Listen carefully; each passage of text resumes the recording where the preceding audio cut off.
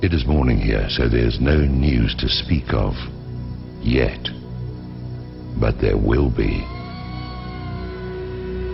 It's clear as crystal that the root of all evil is exactly that, and those in whom it is blooming are the enemy of humanity. The bankers are the problem. The bankers manufacture recessions and depressions to exert a greater control over social and political structures. The bankers create and finance the wars on both sides of the conflicts. The bankers orchestrate famine, poverty, and want. The bankers control the policies that control the media and the education system that is operated to maintain ignorance in the public so that they can be shorn like sheep. The bankers launder the drug money and keep drugs illegal. The bankers are the problem. The international banker is the scum of the earth, and they have to be brought to account. What will accomplish this? There are several possibilities. One of them is a real run on Wall Street, where the public goes into their offices and dispenses frontier justice on their person. The other is some kind of cosmic intrusion of forces that I won't begin to speculate on. And the other is some kind of financial miracle in which they actually wind up broke. But I don't know how something like that would work. The most likely is a combination of the first two, where the second channels through the first. Once the cost of food, lodging, and fuel hits a certain point, the public will be universally galvanized by the force that builds up from the pressure of their asses against the wall. We can be there in a few days. Once the system begins to collapse, it will have its own speed of free fall, and things will move at a spectacular rate of change. It will be like the way weather can suddenly transform in the South Seas. At the point when this begins to occur, the probability of global conflict will accelerate to maximum thrust. This is the primary truth about imperial currency activity. When the money goes south, violent attention goes east. Yes, maybe it will all just limp along on crutches while plastered with band-aids, but that goes contrary to the mathematics.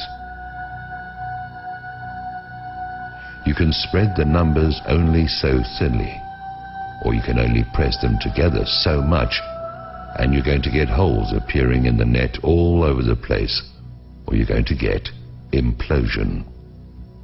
Do I have any idea what I'm talking about? It is possible that I do not. There's an area where allegorical poetry gains a mystical influx of metaphysical certainty that is no different from the theoretical physics, where theory is just another word for things we don't want to accept as inevitable.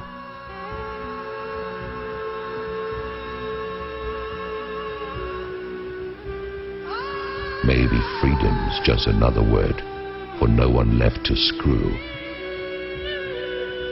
It stands to reason that sooner or later the public will have no further option but to declare open season on the bankers.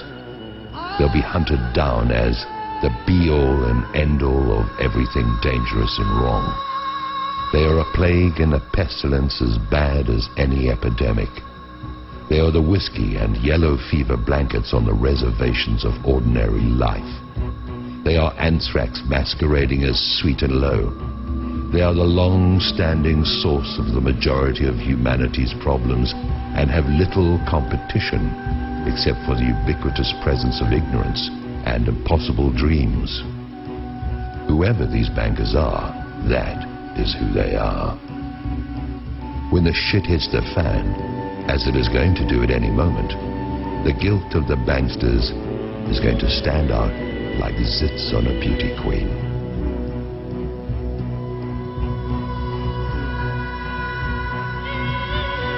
The transformation in the mind of the public is going to be immediate.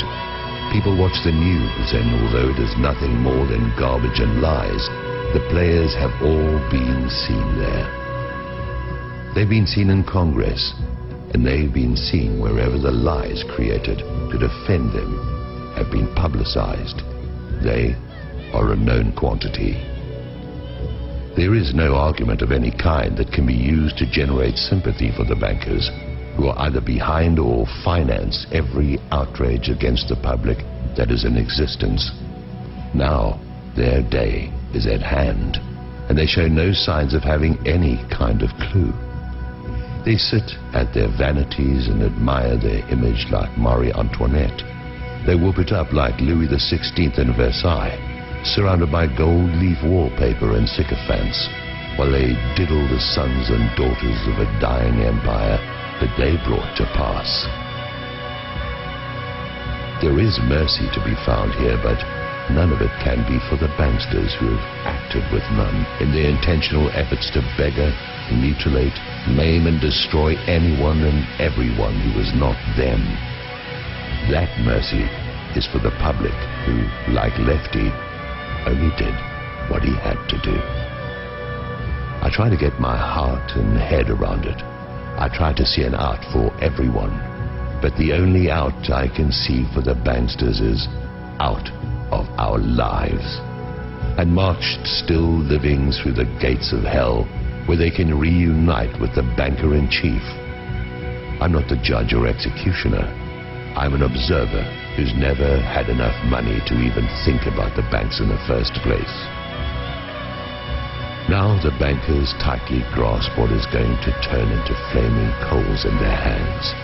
Judgment is going to cry out from the earth they walk upon and have plundered at will. That will is now going to be drained away into fear and apprehension. Their fortress walls are going to fall away. Their protectors are going to turn on them. Their holdings are going to dissolve and spill from their fingers like a handful of sand. I wouldn't want to be a bankster today, or on any other day. The existence of a system has kept them safe. This corrupt system has allowed for some kind of life for those preyed upon until now. Now it is turned upon those whose compliance has been forthcoming for so long. Soon that compliance will be gone, and there are not enough police and armies to quell what is going to rise out of the midst. Maybe I'm wrong about this, but like everything else, we'll see.